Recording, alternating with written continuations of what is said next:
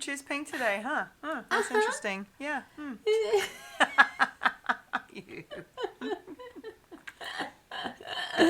What's happening? Hi, Dena.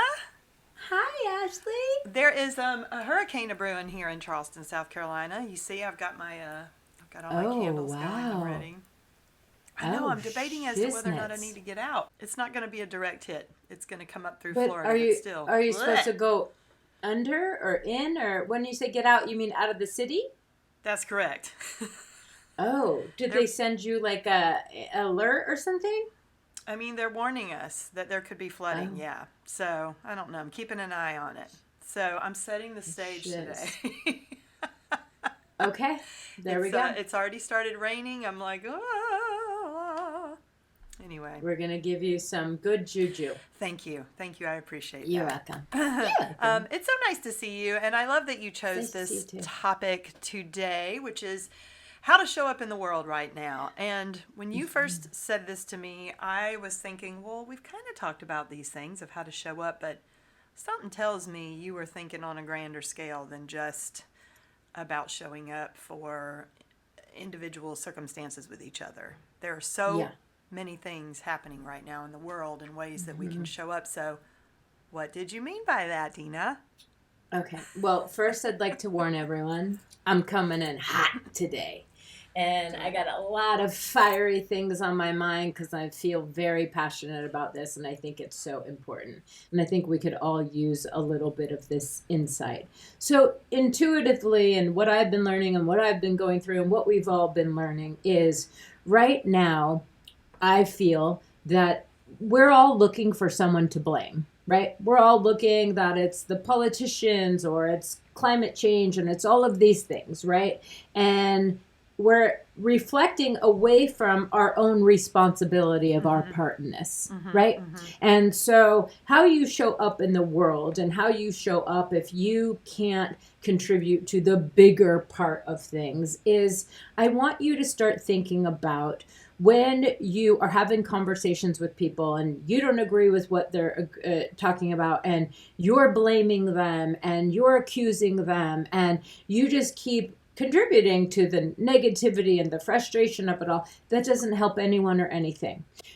What I would love for us to do, myself included, is I want you to stop blaming other people, stop getting mad at other people, and I want you to come to sort of some conclusion of that is the journey that they're deciding to take. Right. That is the direction that they're choosing. Right. Am I going to change them? No. Do I agree with them? No. Is it going to contribute to my frustration? Yes. And so the fact is let's just say if you and I don't agree with something, I'm not going to sit there and try to change your mind. Thank you. To tell you why you should, but why you should believe what I believe because it's the right way. That gets nothing accomplished. Yeah. Wouldn't it be such a more gracious world if we started showing up for people without any judgment and go, gosh, you seem like you're in a lot of pain right now. How can I show up for you? Gosh, you know what? I don't care if someone has a job, doesn't have a job, they're not working enough. If they can't afford to eat or whatever, let me contribute to a food bank or let me give them some food. I find that we all want someone to blame and be culpable for why we are in the situation we are in right now. And it is so important for us to come to some sort of peace with, listen, you and I could go to the same movie and we're going to leave that same movie with a different experience, a different perspective because we come from different worlds and different history.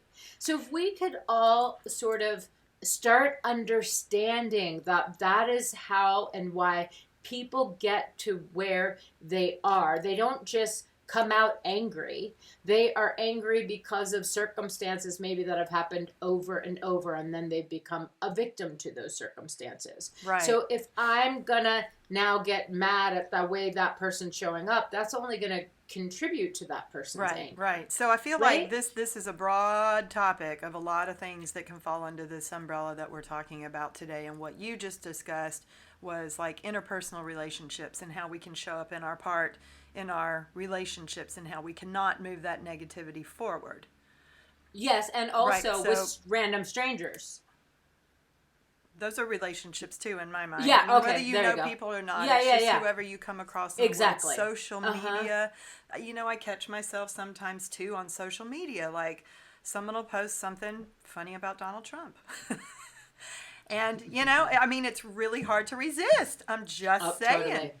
I get Anyway, it. but I and it could go totally for get both it. sides. I know there are people that feel that way about Biden too, but it's like, whatever you feel passionately about, and you love to just keep that energy going and keep egging it on and keep egging it on. And I think about it afterwards, I never feel good about it. I never feel good about it. No. Even if I've laughed about it or I've said a little something or I'm like, because I'm aware after doing the work that you and I've done that you're right. It comes down to this global scale comes down to each and every body and what their part is and what their voice is and what we're putting out there.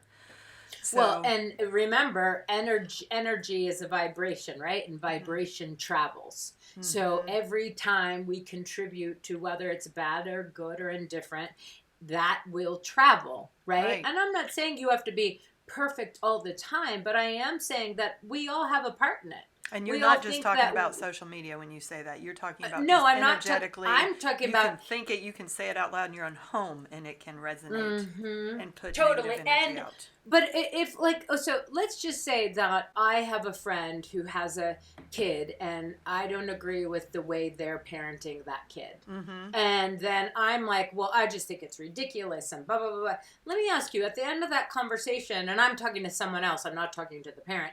What have I accomplished? I've accomplished now making it more divisive. I've accomplished now with judgment. I've accomplished now with contributing to this energy, going forward and forward and forward.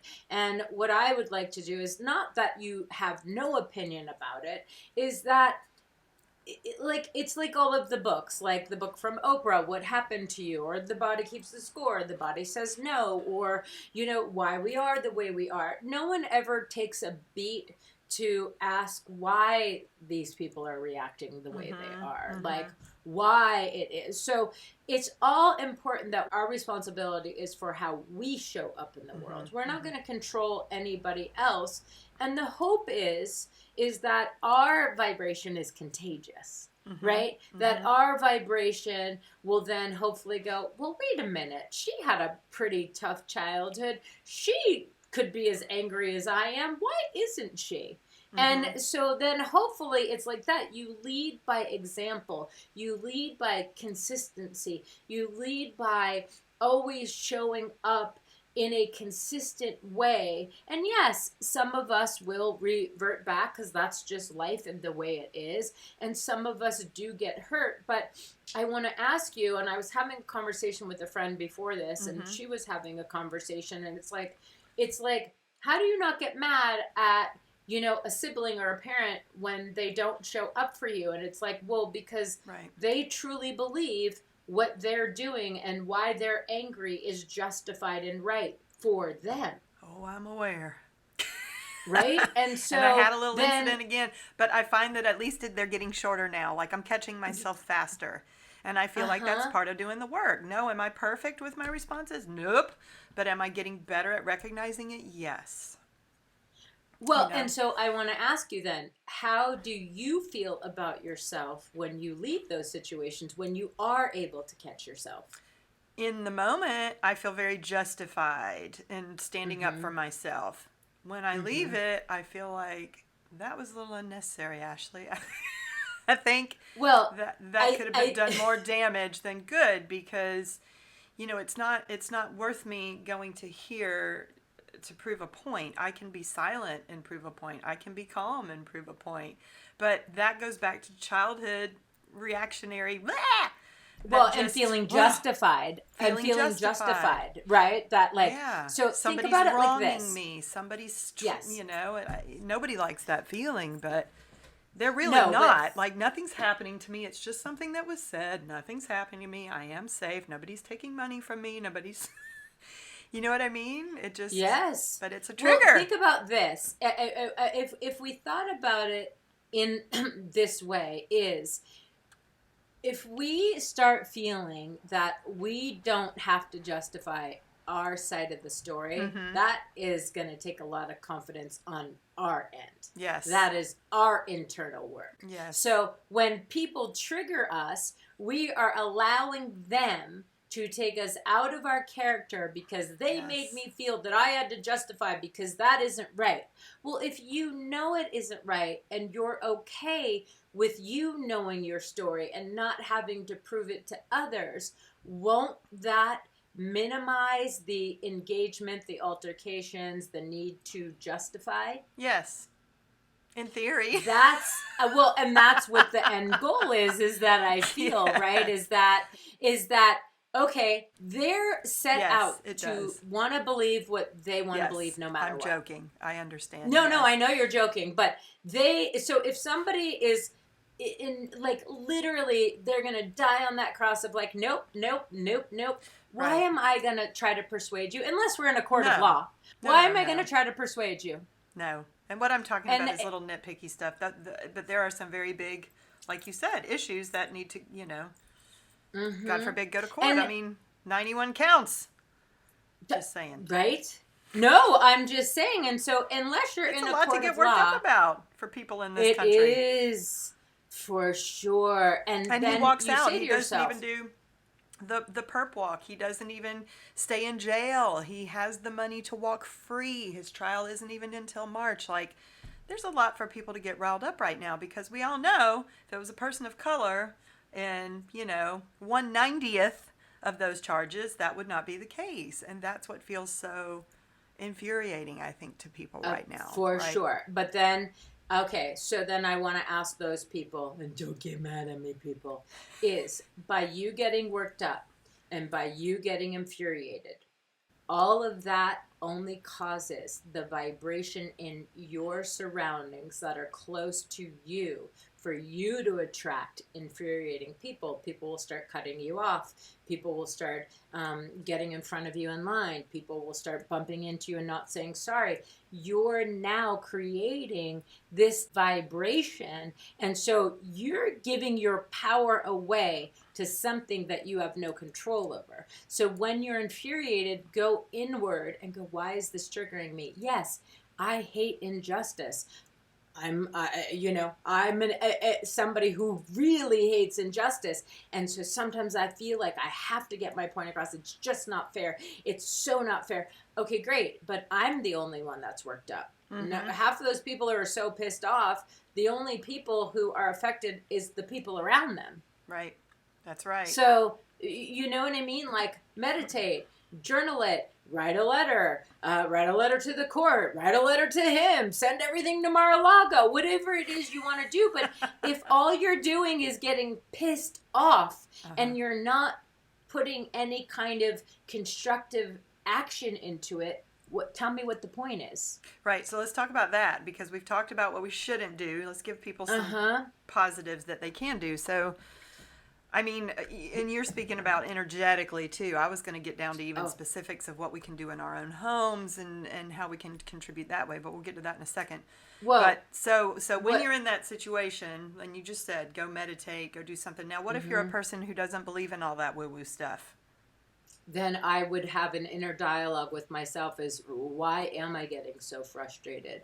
And why does this bother me so much? And what can maybe I do? Or is this affecting my everyday life? And if it's having an impact, am I getting anything accomplished by feeling the way that I'm feeling? Or is it just making me miserable? Right. Because a lot of times we just make ourselves miserable. Right. And you and I have spoken before about do what you can with what you have with where you are. So is there something I can do right now that will make a positive change? Because posting on social media, maybe we think that we are influencing people's minds when we put those things out there, and maybe you will, but I mean, chances are usually it's just an echo chamber because we've all kicked everybody out that we don't want in our realm. Yeah.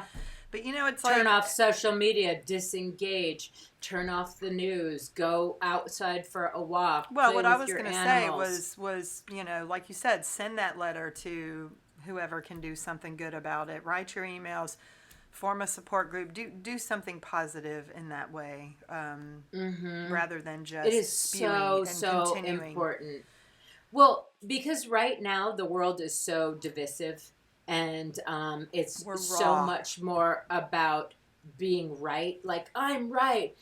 This one, Biden did, Sleepy Joe did this, Right. and what about this, Right. and what about that? And it's just like, okay, fine, great. You're right. Now what? Right. And y'all, we're just Tell talking me. about issues in the United States right now because they're Yes. forefront and center, but this, pertains to countries everywhere I know that are going through political unrest, and even not political unrest, just divisive interaction exactly. in general. Yes, but And I think it's so important. It's even like, okay, so let's just say there's a family member, right? And I'll use up my mom because she's passed away, and it's okay. So let's just say, through all of the years, my mom never showed me she was going to be any different. Right. So tell me why, until I was 30 years old, it always just hurt me so bad each time she did what she did. It shouldn't have been a shock. Right? But in my sweet brain, I kept going, but it's my mom, and she should show up different, and she should be there, and she should, and that's all the things that I'm putting on her without looking at it in a perspective of she's showing up the only way she knows how, with the history that she's had. Right. And I'm 50 today years old, and I'm still learning this. I'm still going through this with family. Yes. And it's tough, it right? Is hard because it's you really have hope. Tough. You always have this hope that, like, oh, it's going to be different, it's going to be better, rather than accepting this is what it is. What's my part in it? How do I then learn how to protect my feelings in a sense, and internalize things differently and not take it so personally.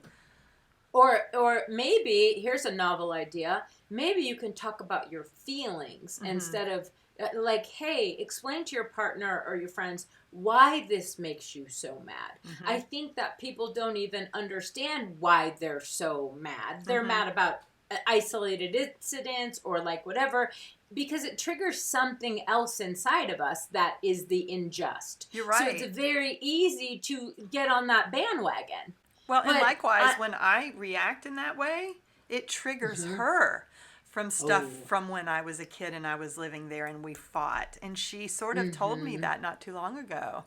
And she said, I really, like, it really is unsettling to her when I hit that pitch. So I never realized that. I thought I was just like, flailing out here in space, and she wasn't caring about my feelings, but it's not true. She was doing her job of deflecting, trying to get that to stop from happening too, and trying to control the situation from her end. So it's just this vicious cycle. Well, and then totally, it's a vicious cycle. And then I think if we would start off a conversation with, hey, look, like for me personally, I'm a verbal processor.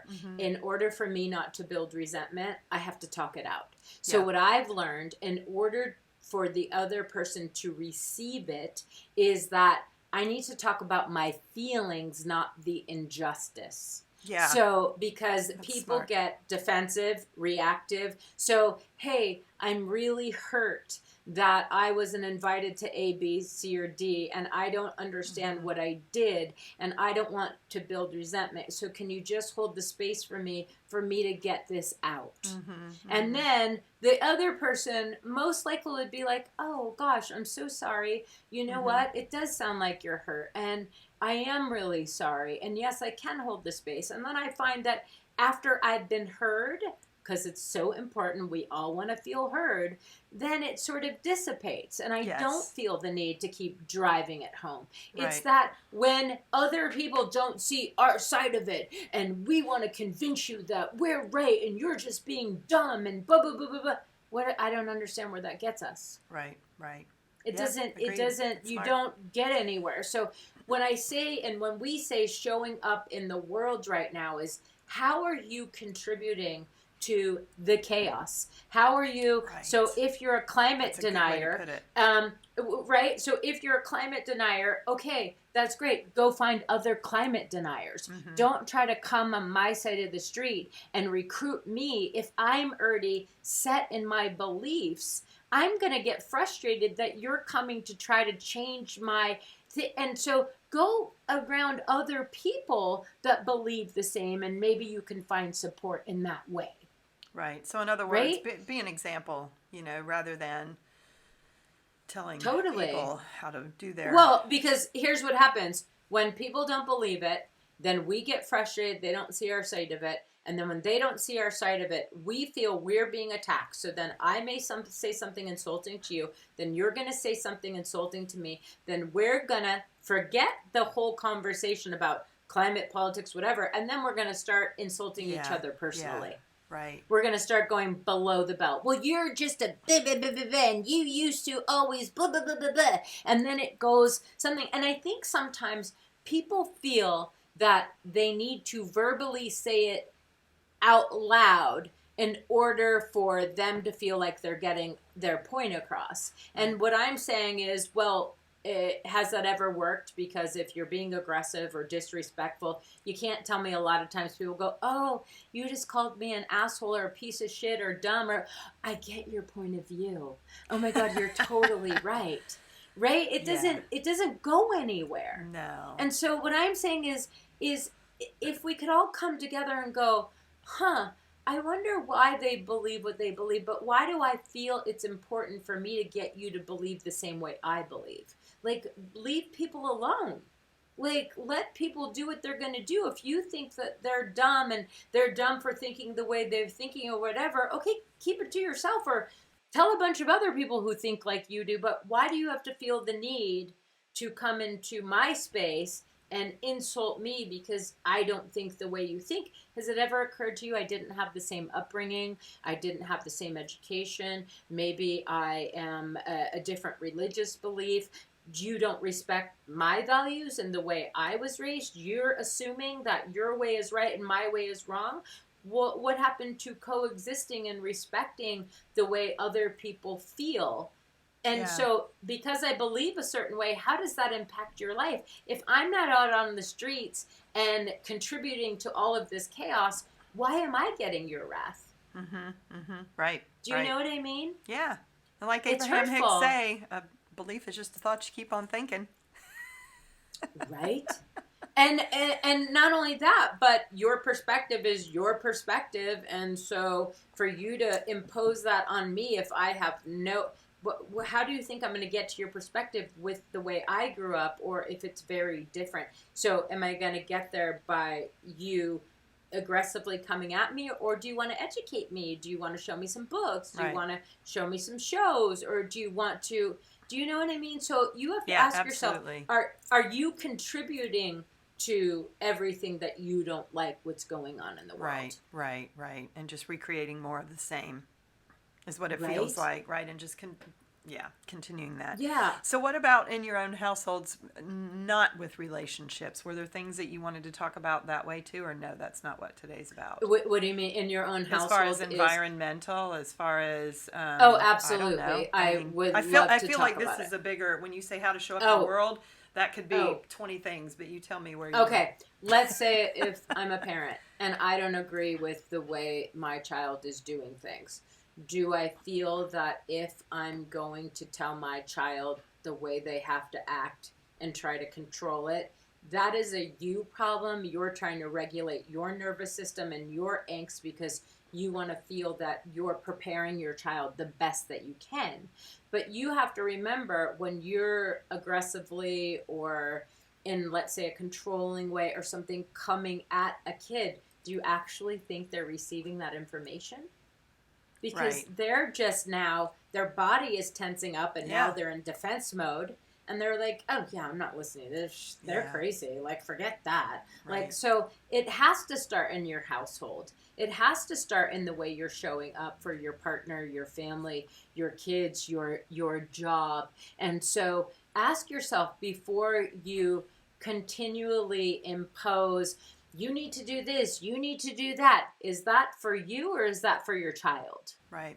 Are you doing that to calm yourself down so that you can feel like, okay, I said everything, but are you saying it in a way where the child is receiving it?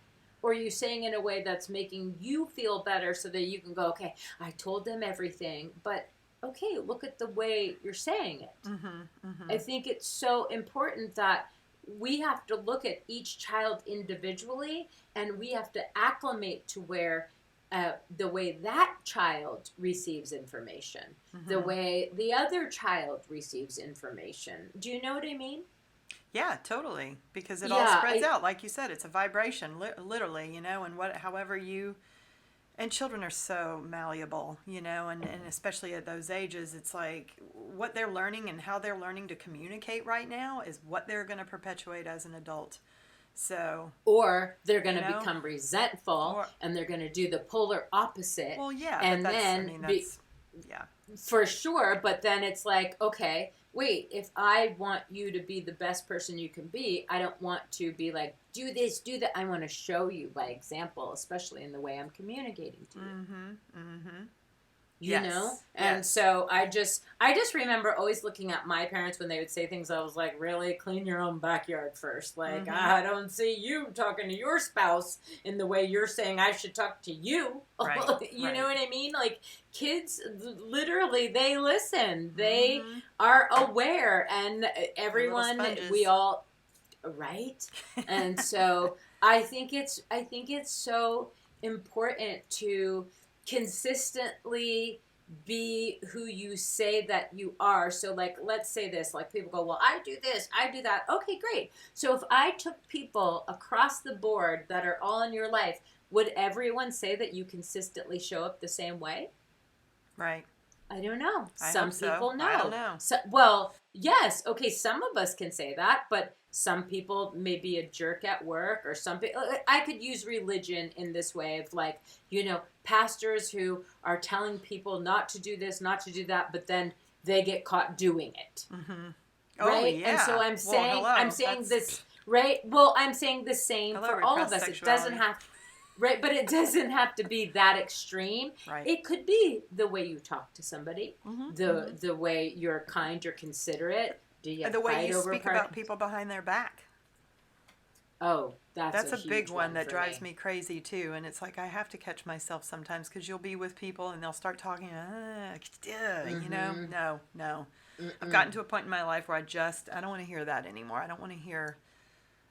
Well, if you, this is a good rule I live by. If you start a sentence off by saying, don't repeat what I'm about to tell you, then you shouldn't be telling it. Right. Or if you're having a conversation and someone walks in the room and you have to stop talking, you also are talking about something you shouldn't be talking about. Right. They're very simple things that you can apply, but I think it's so much easier for us to talk about other people, because then what are we going to talk about? Ourselves? Yes. Yeah. Talk about what you're going through. Talk about what you're struggling with. Yeah. Yes. Talk about what you're your struggling goals. with. Talk about what you're working on. Talk about what you're building, you're creating, things that excite you, what you're looking forward to in life, people you're excited to see. There's so many things, places you want to travel. My God, there's so many topics I don't understand. Well, because people like to deviate away from themselves so that they don't have to focus on what they should be doing. It's easier and sometimes more satisfying to direct it to what everyone else is doing wrong. Right. Yes. You know what I mean? And so think about our conversations, like when we talk outside. Have you ever, and not to toot our own horns, but I've never heard you talk ill about somebody else, and I would hope that you haven't heard me. No. We talk about our feelings, and I talk about how I'm hurt, or I'll talk about how, you know, and so it's like I have a friend who passed away recently, and I hear people talking about, judging about the way they passed, and I had said something to someone of, how dare you judge that? Thank you on my mic. How dare, I said, don't you dare judge that. And I said, because you and I don't know what we would have done in that situation if we were that in love with that person, or we were in that situation. So I made sure that I did not contribute to it. Now, do I have first reactions or whatever? Sure, I do. But I make sure that I make the adjustment in my head. It's a learning thing where it doesn't just come naturally. You have to train yourself. You have to say, hey, Exhibit A. Right? And so I think it's huge. Like, but then at the end of the day, don't you feel better about who you are. Yes. Yes. You And can you go to can sleep at walk night without worrying about, oh, is Dena going to say something to so-and-so that I said about him? Yeah, no. Totally. I Me love neither. that. I do I too. show up like that You have differently. nothing to hide. It's like, what would you like to talk about? I love that so much. It just makes me feel so good. And you know what I've gotten also really good at, and I think this is how we should also show up in the world, is I love letting people know how beautiful they look, how kind they were, and how I feel about them. The lady in the market, the owner's kid of my apartment, and like today I go, I'm so excited that you're a part of my life, and he goes, I feel the same. Thank you for being in my life. And I was like, sweet. it doesn't take a lot Right. to show up in the world like that. Right. Yeah, absolutely. And I love that too. And it also helps you build your community a little bit, and build friendship and alliance-ship in your community, which is great. Mm-hmm. Well, and you know what's really cool about myself is that here we go. Here we go. Is that braggadocious alert, y'all. No, it's that a friend of mine from 8th grade that I haven't even seen since 8th grade. Ronnie, if you're listening, I hope you are. I had posted, one of the daily inspiration, and he's like, don't ever change. I love your energy. And the fact is nice. that he still finds me to be consistent from who I was in the 8th grade. Yeah. And nice. I love that. I love, and that's how I want to show up in the world. Yeah. That is how I want people to remember me.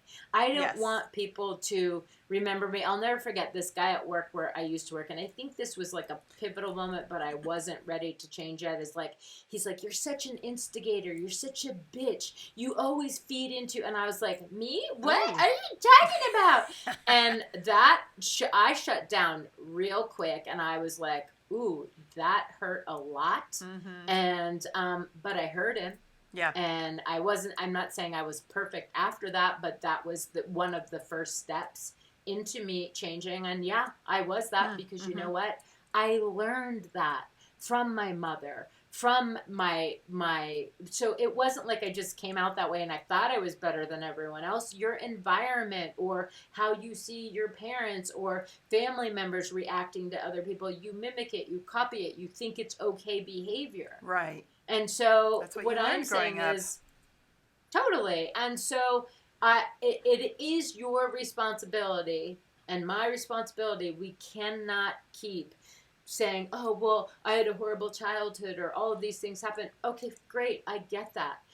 If you can't afford therapy, there's a million podcasts. If you can't, get to certain things, exactly, there's a million, so many things. But it is your responsibility to educate yourself and to change who you are. And then the biggest thing people will say to me is, I'm not like you. And I go, what do you mean? Well, I don't. They think you were just born this way. Totally. It takes my a lot sister, of work. my whole life, literally believed that I was born luckier, and I get that. But I thankfully was born with a happy disposition, and I will contribute that to finding out that I identify with autism. And I think a lot of part of that saved me. But I also feel that people forget that I used to jump in the pool at 5 a.m. to swim, to maintain weight or try to release weight. I was going to Bible studies or I was going to seminars, how to better myself. Like, there was no shortcut in all of that. I've been in therapy 27 years. Like, I'm a seeker of information. So I'm not saying everyone has to do everything that I do, but I will say in the passing of my friend and all of these things is I know myself. If I allow myself to show up in the way I first felt when I heard the news, and then I allow myself to keep going down that route, I know how that ends for me because I know myself well enough. So it's what not I've just decided, being a seeker of information. It's actually learning what to do with that information. For sure. And so I've now created an outline for myself is that for the next 60 days, I will be continually meditating daily. I will be doing yoga, and I allow myself to feel. I'm not doing toxic positivity, but I'm containing it because it can get out of control. Mm-hmm. And so I have to keep showing up in the world. And I have to decide how I want to show up in the world. Well, just like you do and everyone else. Yeah, like right now with everything, sometimes like this morning when I was meditating, I was picturing what's happening in the world right now and everything that's coming in at us and the hurricane, since that's what's imminent here in Charleston, as like, you know, this water rising and you know, us trying to hold this little light, you know, not to mimic the Christians, but I'm just saying, you know, it's like, it really is like holding space, just holding space and holding a light and holding positivity in a world where the floodwaters just keep rising and rising, rising. And as they rise, it's like you have to lift your light a little bit higher, a little bit higher, a little bit higher. And I feel that, you know, it's like as things get louder and come in at a stronger and stronger and stronger, I find that it's so important to tune that stuff out because it will take you down. And we've talked about this so many times and people know this, but like the other night I saw a new show that was coming out on Hulu with an actress I love, and I was like, "Ooh, great, something fun and new to watch." And I started watching it, and I watched half of it, and I went, "I cannot watch this," because it was cop drama. It was, you know, too much suspense for what my emotional system can handle right now. And I really wanted to know how it ended because it was like right at that emotional pivotal part. But I'm like, I can't handle this. I have to turn this off. Turned it off, and last night, y'all, I turned on Down with Love. Have you seen that on Netflix? No.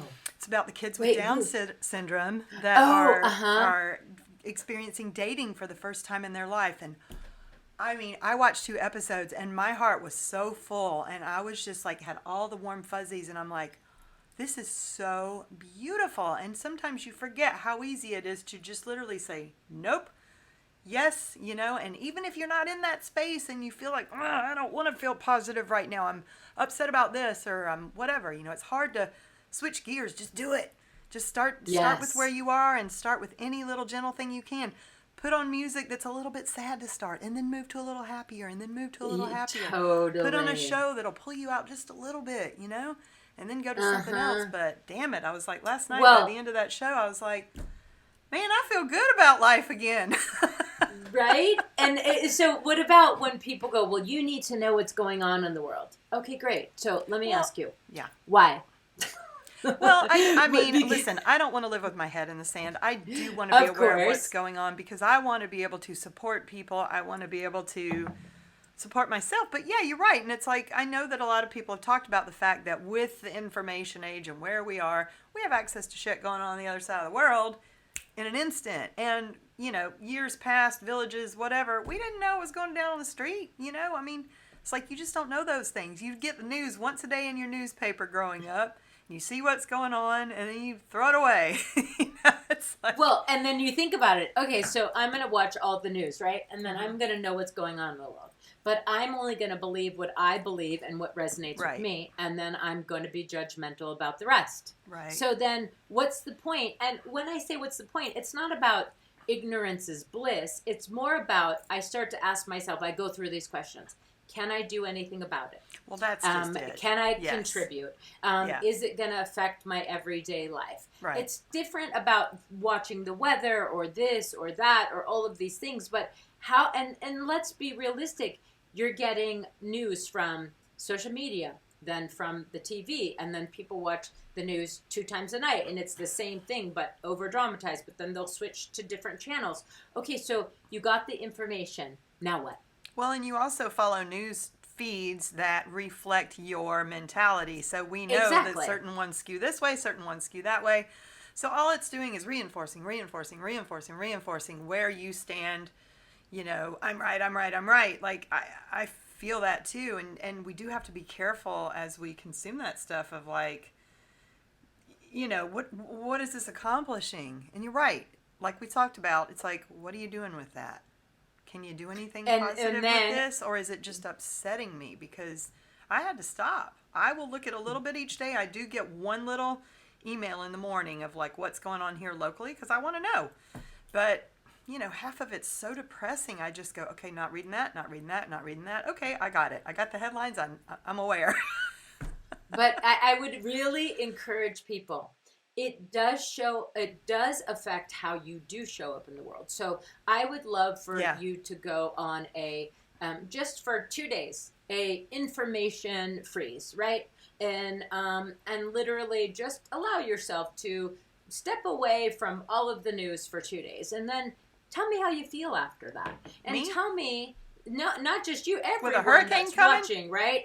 No, I'm talking about when people are watching negativity after negativity after negativity, and literally then you walk away from that feeling agitated, pissed off, injustice. You can't tell me that doesn't affect how you're now showing up in the world. Yeah, I agree with that 1,000%. And how pissed off you are. And so what I encourage everyone is, listen, if you don't think it's right, I just even go a day without the news. Tell me how you feel the next morning.